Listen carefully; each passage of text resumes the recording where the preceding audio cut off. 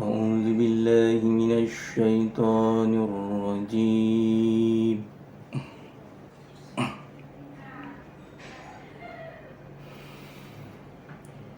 بسم الله الرحمن الرحيم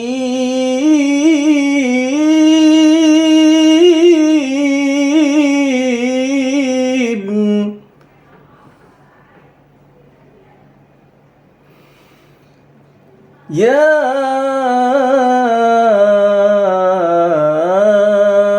أيها الذين آمنوا كتب عليكم الصيام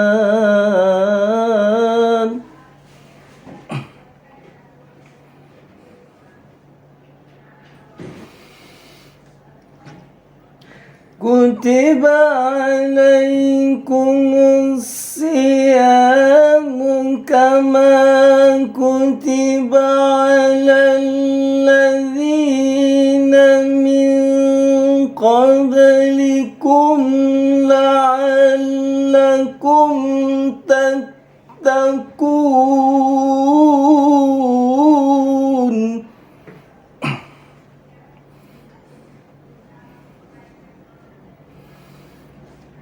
كما كتب على الذين من قبلكم لعلكم تتقون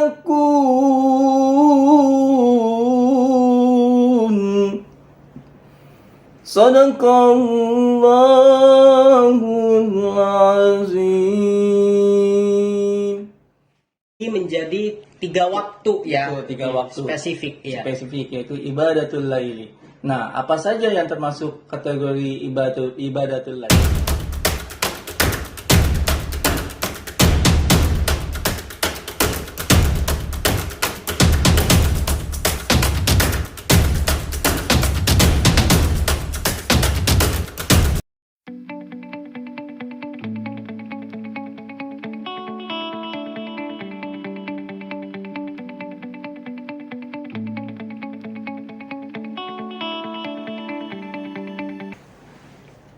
Bismillahirrahmanirrahim. Assalamualaikum warahmatullahi wabarakatuh. Waalaikumsalam warahmatullahi wabarakatuh. Alhamdulillahi rabbil alamin. Wabihi nasta'in ala umurid dunya waddin. Wassalatu wassalamu ala ashrafil anbiya'i wal mursalin Sayyidina Muhammadin wa ala alihi wa ashabihi ajma'in. Amma ba'd. Yang pertama-tama, marilah sama-sama kita panjatkan puji serta syukur kehadirat Allah Subhanahu wa taala yang telah memberikan kita limpahan nikmat, nikmat iman, nikmat Islam, nikmat sehat wal afiat, sehingga kita masih bisa bermuajahah, bertatap muka dalam acara podcast YouTube channel Yayasan Amanah Sumarno Halimah. Salawat beserta salam marilah terus kita panjatkan kepada qudwah hasanah kita, kepada Nabi besar Muhammad sallallahu alaihi wasallam, kepada para keluarganya, sahabatnya, dan semoga kita termasuk umatnya yang mendapatkan syafaat beliau di yaumil qiyamah nanti. Amin amin ya rabbal alamin. Baiklah teman-teman sekalian, bertemu lagi bersama kami pada acara podcast YouTube channel Yayasan Amanah Sumarno Halimah. Dan kali ini insya Allah kita akan membahas satu ayat yang tadi sudah dibacakan oleh Qori di awal, yang berkaitan dengan saum Ramadan. Wabil khusus kita insya Allah akan membahas topik amalan-amalan Rasulullah Sallallahu Alaihi Wasallam yang biasa lakukan di bulan Ramadan ini. Baik, sebelum kita masuk ke topik, izinkan kami untuk memperkenalkan diri masing-masing. Perkenalkan, nama saya Rizky Apriliana Taufikur Rahman, guru bidang bahasa Inggris di SDIT Segar Amanah. Saya Andri Kurnia, guru bidang kesenian di SDIT Segar Amanah. Ya, sudah bersama saya Kak Andri, dan sebelumnya kita ingin menginformasikan terlebih dahulu bahwa topik yang akan kita bahas nanti atau kali ini di sini bukan bermaksud untuk menggurui atau mengajarkan kepada teman-teman, namun kami di sini ingin bermudzakarah, ya, ingin bermutolaah, ingin saling mengingatkan dan menelaah topik berkaitan dengan amalan-amalan yang Rasulullah biasa lakukan di bulan Ramadan ini. Baik, langsung saja Kak Andri, langsung kita bahas topik terkait hal ini. Ya, baik Pak Rizky. Teman-teman sekalian, agar kita memahami dengan mudah amalan-amalan apa saja yang sudah dicontohkan oleh Rasulullah SAW selama bulan Ramadan. Nah, kita akan petakan, saya akan petakan bahwasanya ada 3 jenis, Pak. Jadi ada 3 jenis. Yang pertama itu adalah ibadatul laili. Ibadatul lail. Ya. Jadi akan kita bagi menjadi 3 waktu, ya. Itu 3 waktu. Spesifik, ya. Spesifik, yaitu ibadatul laili. Nah, apa saja yang termasuk kategori ibadatul lail? Nah, tentunya kita sebagai umat muslim di malam pertama atau malam-malam Ramadan biasanya mengerjakan yang namanya sholat tarawih. Ya, sholat tarawih. Nah, ini sebenarnya nama tarawih ini bukan melekatkan pada pekerjaannya atau namanya, memang tidak ada, tapi pada sifat. Iya, pada sifat sholatnya. Apa sifat sholatnya? Sifat sholatnya adalah agar nantinya kita, ya, menjadi pribadi-pribadi yang tenang, ramah, ya, sabar, ya, seperti yang dicontohkan oleh Rasulullah SAW, gitu. Untuk masalah rakaat, nah apapun, ya, jumlahnya berapapun itu semua sudah dicontohkan oleh Nabi. Jadi selama ada hadis yang berkaitan dengan jumlah rakaat, makbul, diterima. Betul, diterima. Ya. Ada yang 11, ada yang 23, ya. Sah-sah saja. Sah-sah saja. Ya. Nah, yang saya tekankan di sini adalah sifat dari sholat tarawihnya itu. Karena kebanyakan di masyarakat, mohon maaf ya, kebanyakan di masyarakat itu terkadang menjalankan sholat tarawih itu lebih tergesa-gesa, ya, lebih cepat selesai. Padahal yang Nabi contohkan adalah tidak seperti itu. Sebagaimana hadis Rasulullah SAW yang disampaikan oleh Siti Aisyah, bahwasanya jangan tanyakan berapa lama Nabi itu sholat, atau berapa banyak yang dibaca ayatnya atau suratnya. Jangan tanyakan itu. Karena di bulan Ramadan ini adalah semua ibadah itu dilipat gandakan. Jadi ini adalah momen melatih tentunya bagi umat muslim, karena bulan Ramadan sendiri, ya, itu adalah bulannya umat muslim.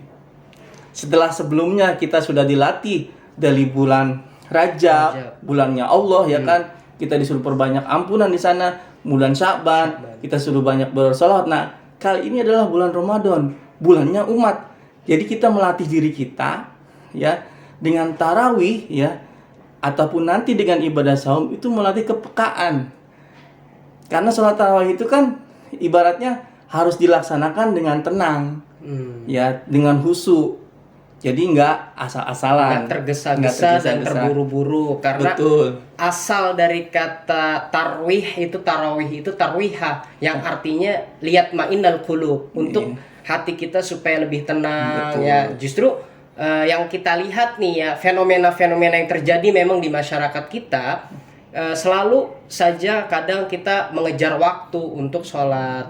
Ya, sebenarnya justru sifat dasar dari sholat qiyamul lail itu yaitu tarawih, yaitu sejenak pelan-pelan, tidak terburu-buru, disunahkan untuk membaca ayat yang panjang-panjang. Betul. Gitu. Jadi di bulan Ramadan ini kita melatih kita membaca surat ataupun ayat yang panjang-panjang. Setahun sekali, ya. Jadi nggak mesti tiap hari. Ini melatih diri supaya apa? Kita cinta juga dengan sholat, ya, supaya kita juga cinta dengan Al-Quran, dan supaya kita juga memperbaiki kualitas ibadah kita.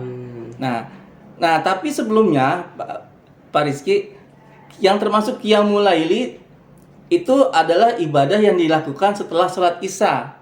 tanpa tidur dulu. Berbeda dengan sholat tahajud.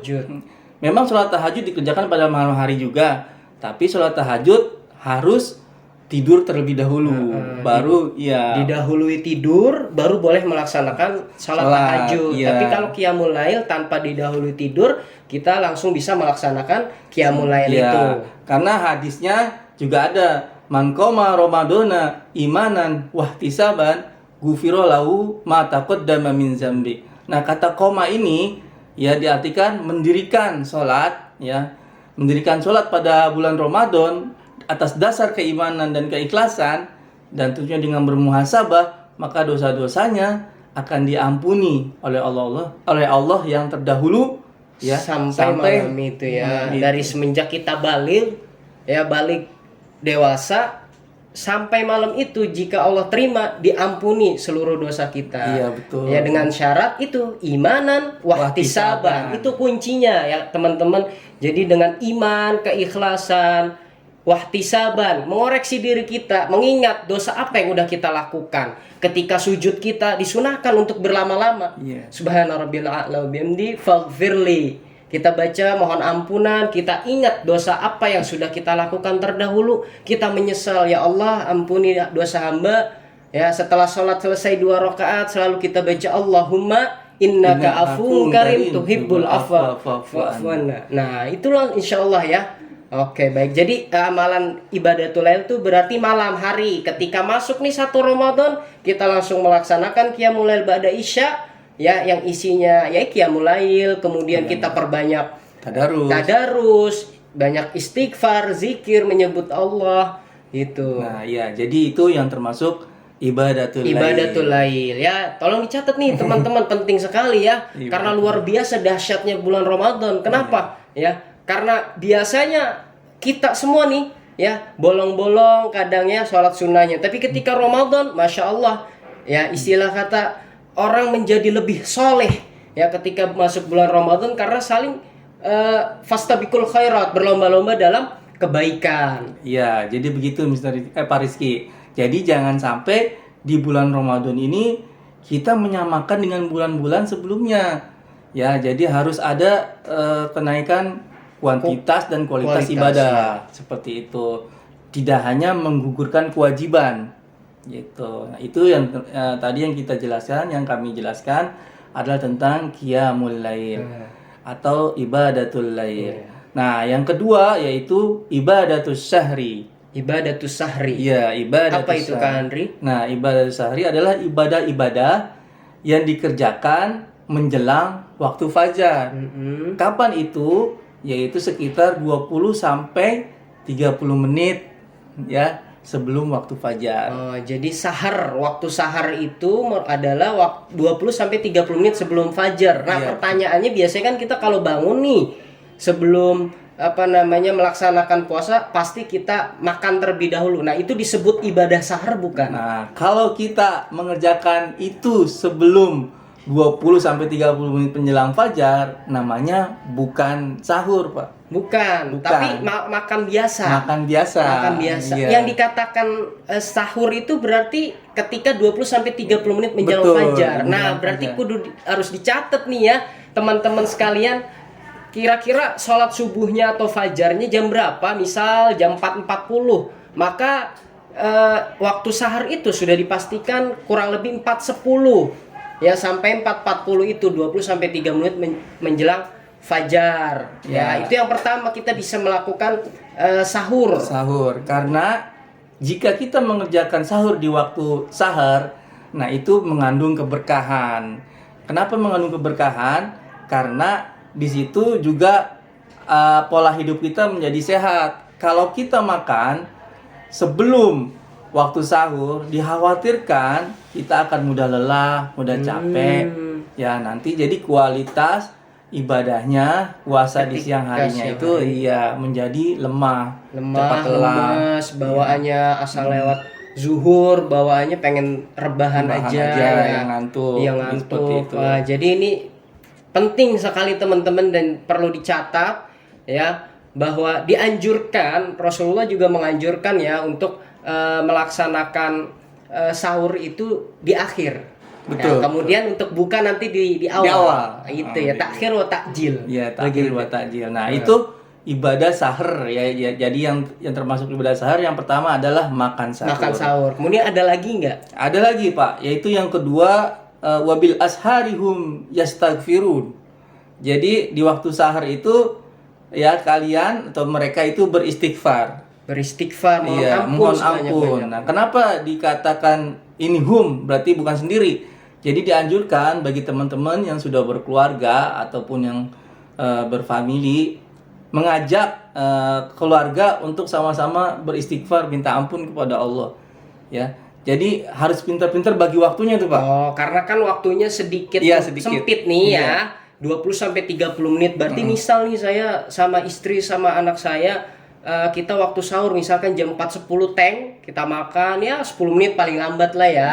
Kemudian minum segala macam. Kemudian kita kumpulin bisa tuh. Bisa, ya, Istri, dikumpul. anak sini kumpul, kita bikin lingkaran, misalkan kita muhasabah, kita beristighfar, maafin papa, maafin ayah, belum bisa jadi ayah yang baik buat anak, belum jadi suami yang baik buat ibu misalkan yang sudah jadi. Buat si anak juga tentu maafkan saya, belum bisa jadi anak yang berbakti, anak yang soleh. Itu yang utamanya wabil ashari hum jadi saling yastaghfirun. bermuhasabah. Inilah yang dinamakan imanan wahtisaban. Pak. Kira-kira ada nggak sih Kak Andri yang Allah janjikan nih buat orang-orang yang memang melakukan hal tersebut? Nah, Allah telah menjanjikan bahwasanya bagi yang sering beristighfar, ya memperbanyak istighfar, ya salah satunya adalah jaminan taman surga, Pak. Taman surga. Dan melihat Allah langsung tanpa hijab. Melihat Allah langsung tanpa hijab. Iya, itu ada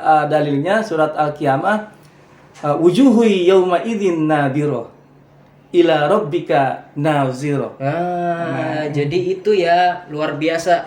Perbedaannya mungkin yang saya pelajari itu, jadi ketika kita di surga yang biasa nih, yang melayani mungkin ini bidadari atau ya, saya nih laki-laki yang melayani bidadari, yang perempuan pangeran-pangeran gitu ya. Ketika kita ingin buah nangka misalkan, buah nangka yang nganterin itu tuh. Iya. Tapi ketika di taman surga dan melihat Allah tanpa hijab itu yang melayani langsung Allah. Iya, betul, langsung Allah. Allah itu langsung sudah janji karena biasa. yang menjelaskan itu Al-Qur'an sendiri.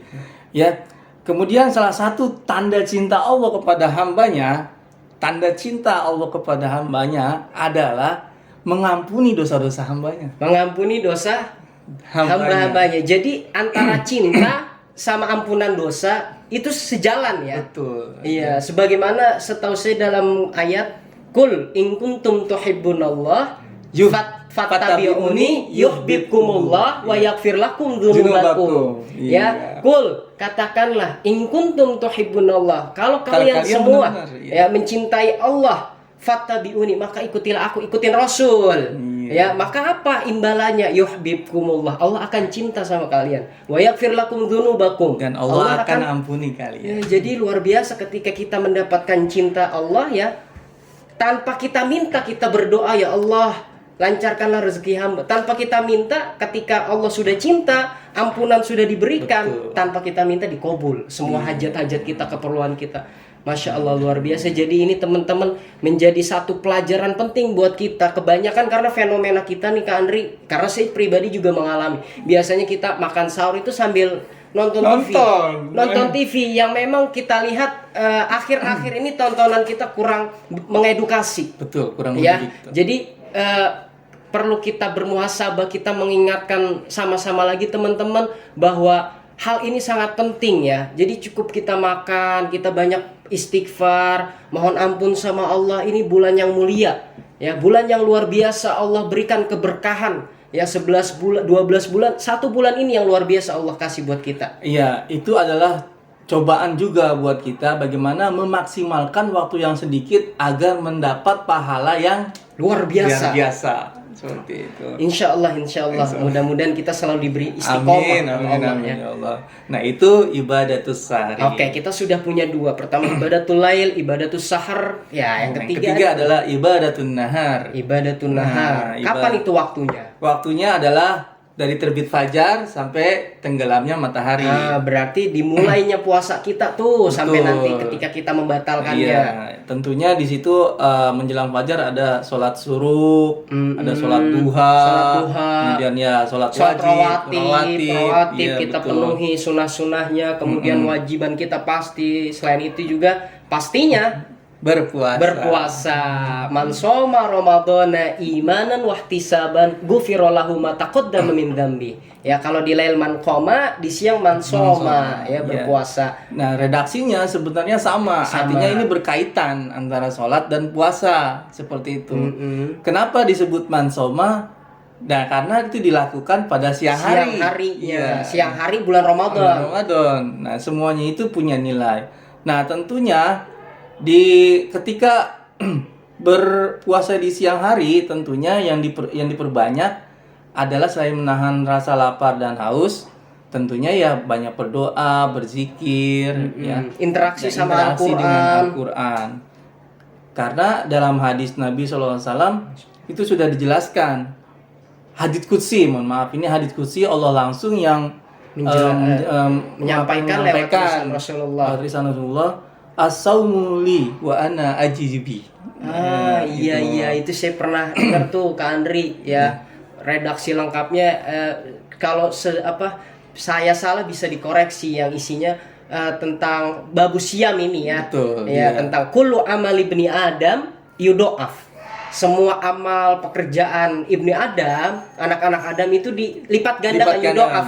Bi asyrah min asyrah ila sab'i amsalihah. Iya, dari 10 sampai 700 itu pelipat gandanya. Illas siyam, kecuali puasa. Ya, fa innahu li wa ana ajzibihi. Sesungguhnya puasa itu buat aku, buat Allah. Ya, wa ana ajzibi, maka aku yang akan langsung balas. Terserah. Ya, wal hasanatu bi asyri amsalihah. Minimal satu kebaikan dikalikan 10. Luar biasa nih hadis qudsi ya, Sahih Bukhari, khususnya babu siam.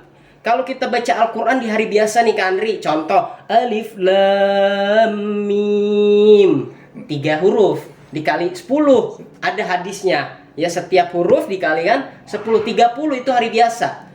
Berarti nggak berlaku nih di bulan Ramadan. Karena ya dikalikan lagi berapa? 10. Berarti 300.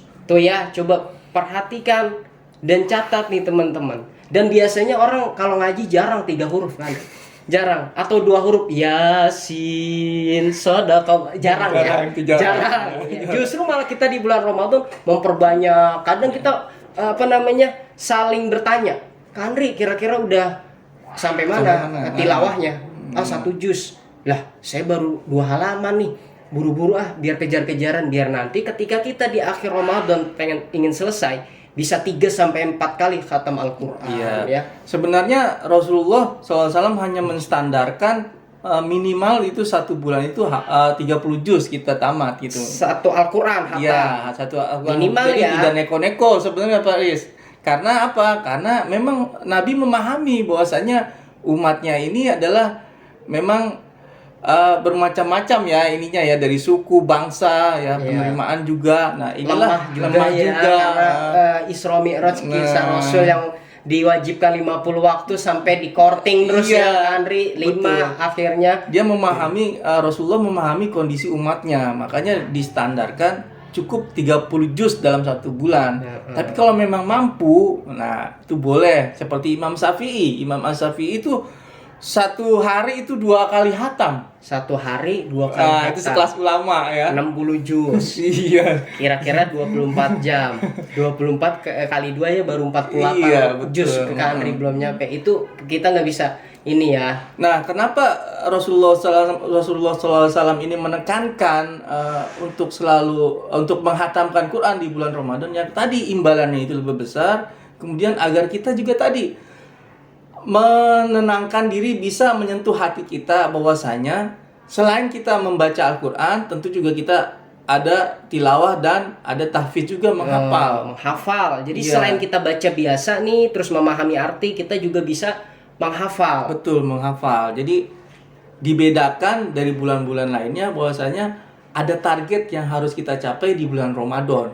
Misalkan, mohon maaf, minimal 1 juz kita apa, misalkan juz 29. Iya. Seperti itu ditambah lah. Atau yang baru mau juz 30 Iya, kan nih, boleh. saking sibuknya kerja. Mungkin biar sholatnya juga bacaannya nggak cuma kulhu Iya, sampai. betul Seperti Kak itu. Andri. Jadi Istilahnya bacaan agak bervariasi lah ya. Betul. Iya. Nah, inilah teman-teman sekalian, bahwasanya Rasulullah SAW ketika melaksanakan ibadah di bulan Ramadan itu tentunya mencontohkan agar kita semua ya melaksanakan apa yang dicontohkan oleh Rasul. Ya, tentunya dengan rujukan atau hadis-hadis yang sahih yang sudah ada. Nah, tentunya agar apa? Agar kita melatih diri kita kepekaan sosial, kemudian juga rendah diri atau rendah hati, kemudian dermawan, Iya, selalu meminta maaf, selalu memaafkan, selalu nahan amarah. Nah, itu puasa juga kadang begitu ya. Kadang anak suka bikin jengkel, suka bikin kesel. Istighfar aja terus yang banyak. Istighfar, astagfirullah. Iya. Gitu yang nahan amarah. Jadi di bulan Ramadan ini sebenarnya persiapannya itu sudah panjang, Pak Rizky. Oh, dari bulan Syaban, Rajab, Syaban juga iya, ya. Syaban, Makanya Rajab. ketika kita masuk bulan Rajab selalu berdoa, Iya. Allahumma barik lana fi Rajab wa Syaban wa balikna Ramadan. Jadi Terkadang juga ada nih yang baru sampai 2 bulan Allah wafatkan. Nah. Belum sampai ya. Mungkin menurut Allah kamu udah banyak.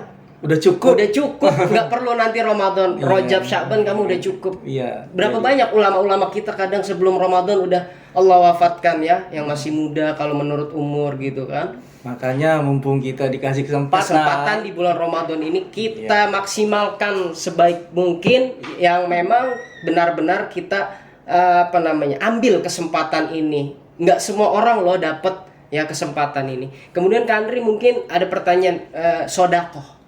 Gimana nih kira-kira sodakoh juga berlaku nggak ketika siang hari ini kan masuknya siang nih gitu, gimana tuh? Kalau sedekah ya termasuk, Pak Rizky. Jadi sedekah apalagi ya pahalanya sama dilipat gandakan. Ya tentunya kategori sedekah yaitu membayar zakat juga. Oh iya, setelah nanti kita melalui puasa hampir 30 hari Iya. baru tuh itaiz zakah Iya, ya, betul. melaksanakan zakat fitrah ya, jangan lupa tuh ya. Oleh karenanya mungkin ada nih Kak Andri orang-orang yang memang berbisnis kehidupannya 12 bulan bekerja, 12 bulan tuh ya 12 bulan bekerja, cuman 1 bulan ini khusus Ramadan saya nggak kerja, 11 bulan aja saya kerja berjuang ngumpulin uang buat apa? Buat nanti Buat hidup di bulan Ramadan. Saya bagi 1000 bisa itu Kak Andri ya? Bisa. Ya Allah. Ada tuh yang begitu. Mudah-mudahan kita selalu diberikan rezeki yang melimpah ya, supaya kita bisa berbagi, bersedekah sama teman-teman kita, saudara-saudara kita. Iya, jadi begitu Pak Rizky. Jadi keutamaan di bulan Ramadan itu sangat dahsyat kalau saya bilang, dan tentu saja kita sebagai umat muslim jika tidak bisa mengambilnya sangat merugi. Rugi ya. Rugi. Nanti itu ada lagi 10 hari terakhir Kak Andri. Apalagi itu. Biasanya Masya Untuk Allah ini jadi mendapatkan malam Lailatul Qadar. Jadi luar biasa nih kalau kita bahas panjang, luar biasa, butuh waktu yang memang benar-benar lama ya. Iya. Jadi itu baru awal-awal. Nah, biasanya kita awal-awal semangat. 10 hari sampai saya pernah gitu ya, memang bukan pernah, sering. Di awal saya selalu nggak kebagian tempat di masjid itu. Setiap saya datang, oh udah panjang. Pekarangan masjidnya bertambah itu. Bukan, karena orang yang numpuk. Oh, orang yang Iya, karena orangnya yang numpuk saking banyaknya. Tapi lihat 5 hari setelahnya atau 10 hari. 10 hari selesai setelahnya itu rata-rata banyak yang buka puasa di luar. Iya, baik yang buka puasa di luar jadi agak menipis, lama-lama maju. Kata saya ini masyarakat maju apa gimana? Oh, ternyata safnya kosong. Nah, jadi lama-lama tuh maju safnya. Nah, justru sahabat dan Rasulullah juga mencontohkan 10 hari terakhir itu justru memang para sahabat Rasulullah justru memakmurkan masjid nih Kak Andri nih untuk mencari apa? Malam Lailatul Qadar itu jelas sering kita baca, kita hafal di luar kepala, tapi terkadang maknanya itu yang belum menyentuh ke hati kita. Bayangkan dalam satu malam ketika kita mendapatkan malam Lailatul Qadar khairum min Min alfisar. lebih baik dari 1000 bulan. Bayangkan 1000 bulan dalam kehidupan kita 80 tahun. 80 tahun belum tentu kita mendapatkan satu malam yang luar biasa. Limpahan pahalanya, malaikat turun semua ya untuk mengaminkan, kemudian juga dosa-dosa kita diampuni. Kadang umat manusia aja umurnya ya Kak Andri ya, mana tahu paling banyak banget ya 60 lah. iya. Ya istilahnya berpatokan dengan umurnya Rasulullah yang 63 tahun, tapi ini ditambah lagi 17, hampir 80 tahun lebih itu mendapatkan malam Lailatul Qadar. Ada nggak kira-kira kiat, tips, trik biar kita bukannya makin surut nih iman kita, tapi justru iman kita ketika kesana makin bertambah? Iya. Jadi yang pertama adalah selalu istiqomah, Pak. Istiqomah dengan ibadah yang kita jalankan. Jadi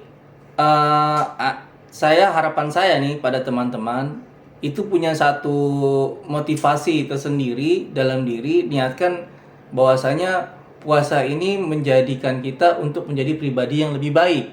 Tentunya adalah dengan melaksanakan amalan-amalan yang telah Rasul contohkan di bulan Ramadan. Ya, jadi membuat target, itu yang pertama, target bahwasanya saya ingin memperbaiki diri, kualitas ibadah saya dan kualitas akhlak saya, kualitas kehidupan saya juga mungkin.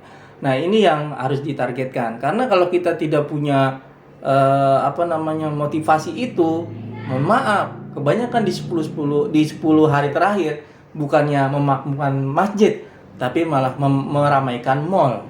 Memakmurkan jalan jalan ke sono ke sini pergi. Iya, Ayah, saya belum beli baju. Nah, itu jadi harus kita rasa itu kita tipiskan lah ya. dulu, iya. Iman kita tebalkan ya, atau mungkin kita bisa beranggapan ya Allah, ini Ramadan terakhir saya, bisa. Betul. Beranggapan ini Ramadan terakhir saya, belum tentu saya tahun depan mendapatkan Ramadan ini, maka saya maksimalkan perbuatan saya, semoga dapat ampunan dari Engkau, sehingga nantinya ujungnya la Allah tatakun ya. Karena kalau saya belajar bahasa Arab sedikit-sedikit Kak Andri, la allakum tatakun itu fi'il mudhari. Fi'il mudhari itu enggak lekang oleh waktu. Betul. Artinya enggak sekarang doang, mudawam, istiqomah terus-terusan. Jadi bukan pas Ramadan aja, memang kita berlatihnya di Ramadan, tapi setelah Ramadan kebiasaan-kebiasaan sunnah kita terus kita jaga sampai terus menerus, dan insya Allah kita menjadi insan-insan yang muttaqin. Ya. Jadi begini Pak Rizky, menurut saya, jadi bisa saya simpulkan bahwasanya amalan-amalan Rasul ketika di bulan Ramadan, merujuk dari hadis Ibnu Abbas radhiyallahu an, ya bahwasanya yang pertama Rasulullah anjurkan adalah melatih kepekaan. Ya, amalan itu melatih kepekaan. Apa? Al-jud itu adalah artinya ya tadi ramah, tenang, dermawan gitu. Sesuai hadis Ibnu Abbas tadi, ya ajwadun nas wa ajwadu ma yaqulu fi Ramadan. Itu amalannya. Tentunya dari efek sholat kita, tarawih kita, terus kemudian tahajudnya, kemudian interaksi dengan Al-Qur'annya, puasa kita. Jadi memang yang diutamakan adalah karakter kitanya berubah gitu kan. Itu pertama, akhlak yang berubah. Kemudian juga kualitas dan kuantitas sholat jadi lebih bertambah. Gitu kan, jadi lebih meningkat, santai, iya. Jadi lebih nggak terburu-buru. Betul. Jadi lebih ketika kita lagi sholat nggak ingat kunci, ada di Betul. motor apa ada di kantong, Iya. begitu ya. Lagi sholat juga Pikiran, jadi bayangan kemana-mana. Iya, benar, seperti itu. Masya Allah. Jadi memperbaiki kualitas dan kuantitas ibadah sholat. Kemudian yang ketiga adalah tentunya interaksi dengan Al-Quran lebih dipersering atau diperbanyak ataupun diperdalam. Seperti itu. Itu inti dari amalan-amalan Ramadan sebenarnya itu. Ya, baik. Ya, mungkin itu ya teman-teman sekalian, amalan-amalan yang Rasulullah SAW biasakan ketika di bulan Ramadan, ya, yang tadi sudah kami sama-sama mudzakarah, kita ulang, kita telaah, kita ingatkan. Semoga ya kita semua selalu diistiqomahkan oleh Allah Subhanahu wa taala dalam menjalani puasa Ramadan ini dengan sebaik-baiknya puasa, sebaik-baiknya amalan. Ya, semoga itu semua, dan kita diterima puasa kita. Semoga kita juga menjadi insan-insan muttaqin ya, orang-orang yang menuju sampai la'allakum tattaqun. Tadi tujuannya adalah agar bertakwa. Baik, mungkin itu saja Kak Andri, teman-teman yang bisa kami sampaikan pada podcast kali ini. Semoga membawa amal ya, semoga teman-teman juga bisa mengambil intisari juga pelajaran dari apa yang kita ingatkan dan telaah pada hari ini. Jika ada hal-hal yang ingin ditanyakan terkait topik kita pada kali ini, bisa langsung ditanyakan di kolom komentar yang nanti insya Allah akan kami jawab. Demikianlah Demikianlah. podcast kita kali ini. Mohon maaf atas segala kekurangan. Wassalamualaikum warahmatullahi wabarakatuh. Assalamualaikum warahmatullahi wabarakatuh. Marhaban ya Ramadan. Selamat menjalankan ibadah puasa di bulan Ramadan 1442 Hijriah. Semoga segala amal ibadah kita di bulan Ramadan membentuk diri kita semua menjadi insan yang bertakwa. Wassalamualaikum warahmatullahi wabarakatuh.